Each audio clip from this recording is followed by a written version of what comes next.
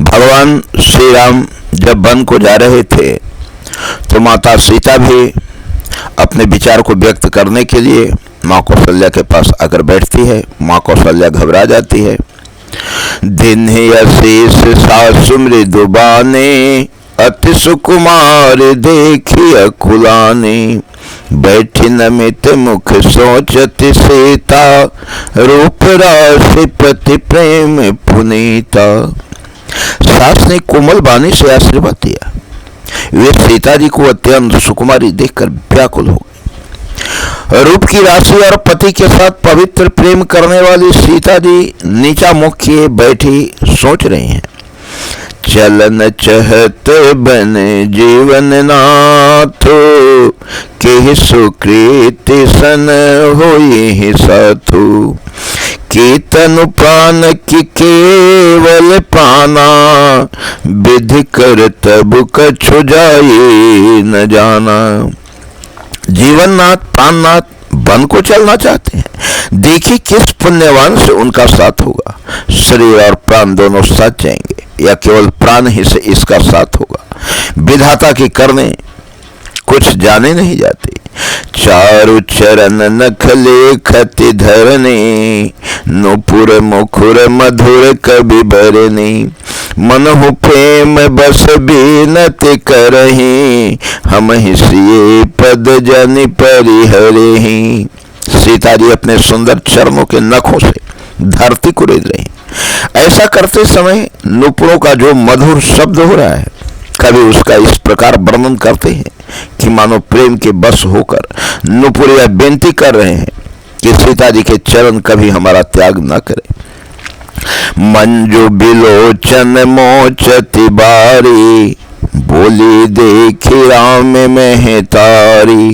तात सुनहु सिय अति सुकुमारी, सास ससुर परिजन ही प्यारी। सीता जी सुंदर नेत्रों से जल बहा रही हैं। उनकी यह दशा देखकर श्री रामचंद्र जी की माता कौशल्या जी बोली, हे तात सुनो, सीता अत्यंत ही सुकुमारी है तथा सास ससुर और कुटुंबी सभी को प्यारी है। पिता जनक भूपाल मनी, ससुर भानु कुल भानु। पति रवि कुल कैरव विपेन, विधु गुण रूप निधानु। इनके पिता जनक जी राजा के शिरोमणि हैं। ससुर सूर्य कुल के सूर्य हैं और पति सूर्य कुल रूपी कुमुद वन को खिलाने वाले चंद्रमा तथा गुण और रूप के भंडार हैं। मैं पुण्य पुत्र बधु प्रिय पाई, रूप राश गुणशील सुहाई। नयन पुतरी करि प्रीति बढ़ाए, राखे प्राण जान की लाई। फिर मैंने रूप की राशि सुंदर गुण और शील वाली प्यारी पुत्र वधु पाई है। मैंने इन जानकी को आंखों की पुतली बनाकर इनसे प्रेम बढ़ाया और अपने प्राण इनमें लगा रखे हैं। कलप बेल जे में बहु विधि लाली, सिच स्नेह सलिल प्रतिपाली।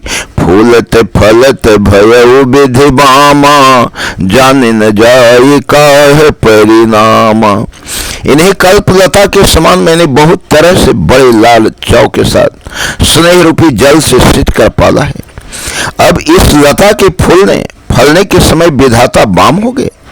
कुछ जाना नहीं जाता कि इसका क्या परिणाम होगा। पलंग पीठ तज गोद हिंडोरा, सिय न देन पगुअवन कठोरा। जियन मोर जिम जोगवत रहूं, दीप बात नहीं टारन कहूं। सीता ने पर्यंग पृष्ठ पलंग के ऊपर गोद और हिंडोले को छोड़कर कठोर पृथ्वी पर कभी पैर नहीं रखा। मैं सदा संजीवनी जड़ी के समान सावधानी से इनकी रखवाली करती रही। कभी दीपक की बत्ती हटाने को भी नहीं कहती। सोई सिए चलन चहति बन साथा, आय सुकाह होई रघुनाथा। चंद किरण रस रसिक चकोरी, रवि रुख नयन सकई की मिजोरी। वही सीता अब तुम्हारे साथ वन चलना चाहती है। हे रघुनाथ, उसे क्या आज्ञा होती है? चंद्रमा की किरणों का रस अमृत चाहने वाले चकोर सूरज की ओर आंख किस तरह मिला सकती है। करके हरिनिश चर चरहि दुष्ट जंतु बन भूरी, बीस बाटिका की सोह सुता सुभग सजीवन मोरी। हाथी सिंह राक्षस आदि अनेक दुष्ट जीव जंतु वन में विचरते रहते हैं। हे पुत्र, क्या बीस की वाटिका में सुंदर संजीवनी बूटी शोभा पा सकती है। बन हित कोल किरात किशोरी, रच बिरंच विषय सुख भोरी।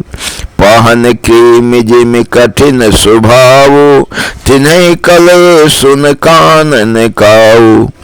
वन के लिए तो ब्रह्मा जी ने विषय सुख को न जानने वाली कोल और भीलों की लड़कियों को रचा है, जिनका पत्थर के कीड़े जैसा कठोर स्वभाव है। उन्हें वन में कभी क्लेश नहीं होता। कहे तापस तिये कानन जोगो, जिन्ह तपे तो तजा से बेभोगु। सिय बन बसे तात के ही भाते, चित्र लिखित कपि देखी डराती। अथवा तपस्वियों की स्त्रियां वन में रहने योग्य हैं, जिन्होंने तपस्या के लिए सब भोग त्याग दिए हैं। हे पुत्र, जो तस्वीर के बंदर को देखकर डर जाती हैं, वे सीता वन में किस तरह रह सकेंगे।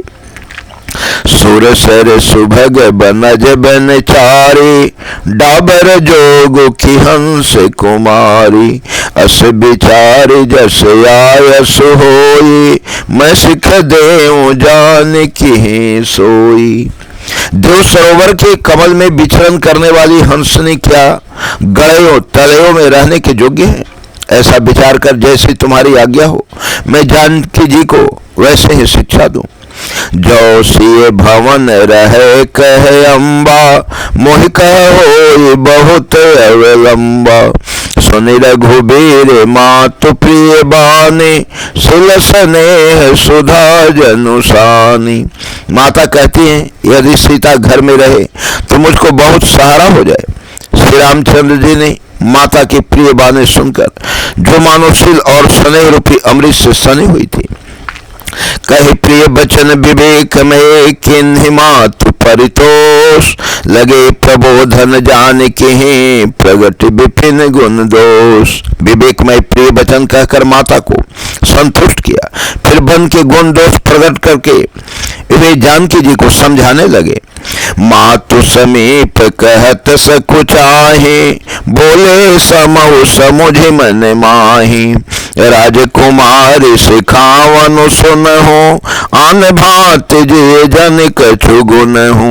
माता के सामने सीता जी से कुछ कहने में सकुचाती हैं, पर मन में यह समझकर कि यह समय ऐसा ही है, वे बोले, हे राजकुमारी, मेरी सिखावन सुनो, मन में कुछ दूसरी तरह न समझ लेना। आपने मोर नेक जो चाहूं, बचनो हमारे मान गृह रहूं। आयस मोर सासु सेवकाई, सब विधि भामिनी भवन भलाई। जो अपना और मेरा भला चाहती हो तो मेरा वचन मानकर घर रहो। हे भामिनी, मेरी आज्ञा का पालन होगा, सास की सेवा बन पड़ेगी। घर रहने में सभी प्रकार से भलाई है। एहि ते अधिक धर्म नहीं दूजा, सादर सासु ससुर पदे पूजा। जब जब मातु करे सुधि मोरी, हो यही प्रेम बिकल मति भोरी। आदर पूर्वक सास ससुर के चरणों की पूजा सेवा करने से बढ़कर दूसरा कोई धर्म नहीं है। जब जब माता मुझे याद करेंगी और प्रेम से व्याकुल होने के कारण उनकी बुद्धि भोली हो जाएगी, वे अपने आप को भूल जाएंगे। तब तब तुम कही कथा पुरानी, सुंदरी समुझाया हो मृदुबानी। कहां सुभाए सपथ सत मोही, सुमुखी मातु तेरा खाऊं तोही। हे सुंदरी, तब तब तुम कोमल वाणी से पुरानी कथाएं कह कहकर इन्हें समझाना। हे सुमुखी, मुझे सैकड़ों सौगंध है, मैं यह स्वभाव से ही कहता हूं कि मैं तुम्हें केवल माता के लिए ही घर पर रखता हूं। गुरु श्रुति सम्मत धर्म फलो पाए बिनहि कलेश। हठ बस सब संकट सहे गालव न हुसे नरेश। मेरी आज्ञा मानकर घर पर रहने से गुरु और वेद के द्वारा सम्मत धर्म के आचरण का फल तुम्हें बिना ही क्लेश के मिल जाता है, किंतु हट के बस होकर गालो मुनि और राजा नहुस आदि सबने संकट ही सहे। मैं पुण्य करी परवान पितुबाने बेगे फिरब सुनो सुमुखी सयानी। दिवस जात नहीं लागे बारा सुंदरी सिखवन सुनहु हमारा।